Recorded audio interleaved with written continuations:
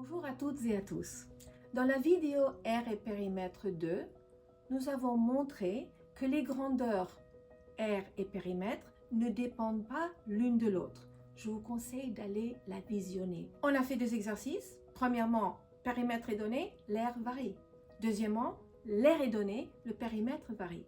À la fin, j'ai établi un pont entre cet exercice de fin du primaire ou du collège et le lycée. Un problème d'optimisation.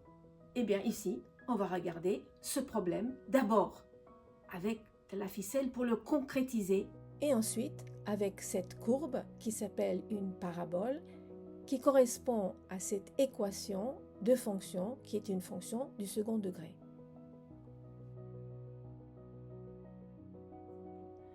Vous avez un petit chiot et vous avez un jardin et vous voulez construire un enclos rectangulaire et vous avez acheté une quantité constante de périmètre, mettons 36 mètres de clôture, représenté ici. Et la question est, quel est l'air qui donnera au petit chien l'espace maximum pour jouer? Eh bien, mon assistante va m'aider pour représenter. Mettons que cette ficelle est donc le périmètre. Premier exemple, si nous lui construisons un rectangle plat, le périmètre est toujours 36, mais l'air est nul. Si, deuxième exemple, mettons qu'on lui fasse un long rectangle fin, eh bien le petit chien va rentrer, mais arrivé au bout, il n'arrivera pas à se retourner pour revenir. C'est pas très intelligent. On continue. Vous voyez qu'il y a plein de rectangles possibles. Et toc, à un moment donné, on arrive au carré. Et vous savez très bien, vous vous rappelez que c'est l'air maximum. Bon, c'est pas un carré parfait, mais vous imaginez. Et on continue, on continue, on continue, on continue. On repasse par tous les rectangles du début jusqu'au dernier, qui est semblable au premier. L'air est nul, mais le périmètre est toujours là. Vous voyez qu'il y a plein d'aires différentes pour un périmètre. Vous vous souvenez peut-être des problèmes de parabole où vous avez quelque chose qui fait ça et qui descend. Eh bien oui, c'est un exemple. Regardez, je vous l'explique avec des graphiques et je reviens à la fin pour vous dire au revoir.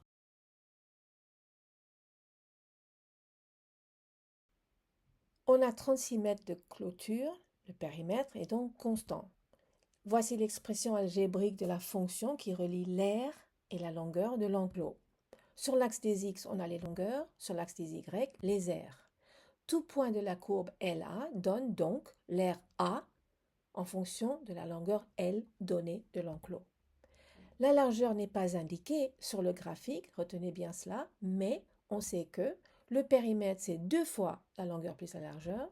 Comme ici, le périmètre vaut 36, la somme de la longueur plus la largeur est égale à 18. C'est la moitié du périmètre. Considérons les deux points d'intersection de la parabole avec l'axe horizontal.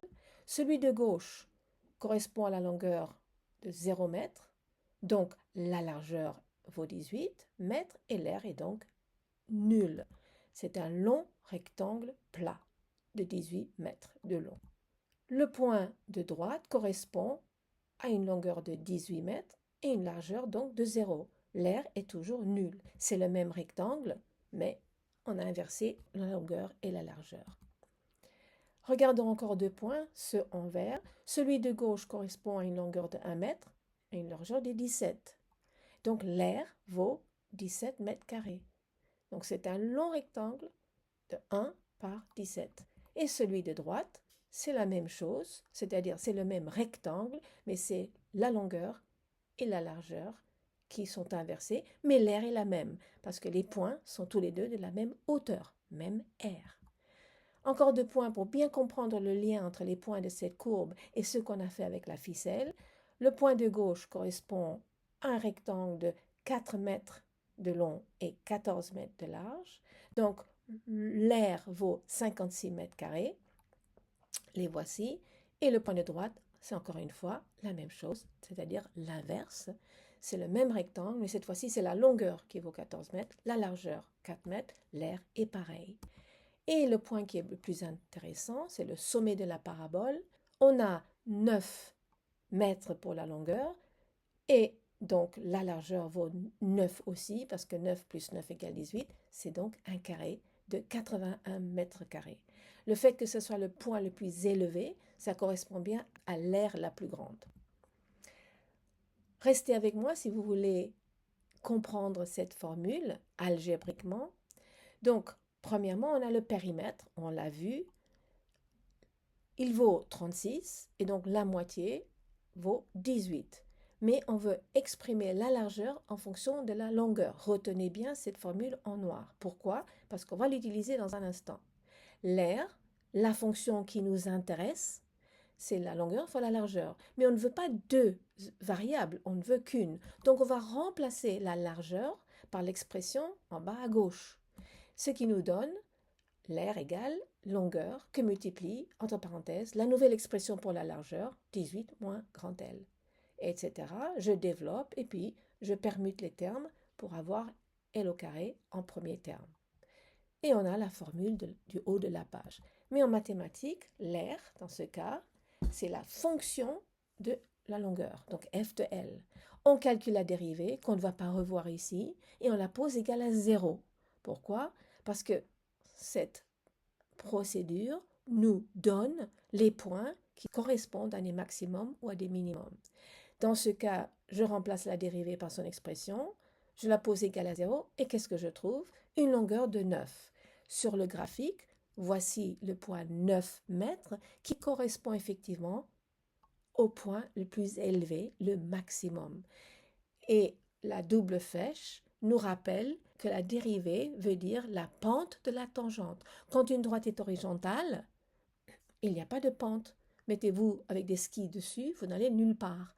Donc, c'est bien une pente de la tangente qui est nulle, qui correspond au point maximum de cette courbe. D'accord? Vous voyez, je veux toujours souligner l'importance des mathématiques de maternelle et d'élémentaire, parce que c'est la fondation pour comprendre plein de concepts abstraits plus tard. Je vous ai fait un pont du primaire au secondaire, mais il y en aura plein d'autres. Abonnez-vous si ça vous a plu, car ça m'aidera à continuer. Merci et à la prochaine vidéo.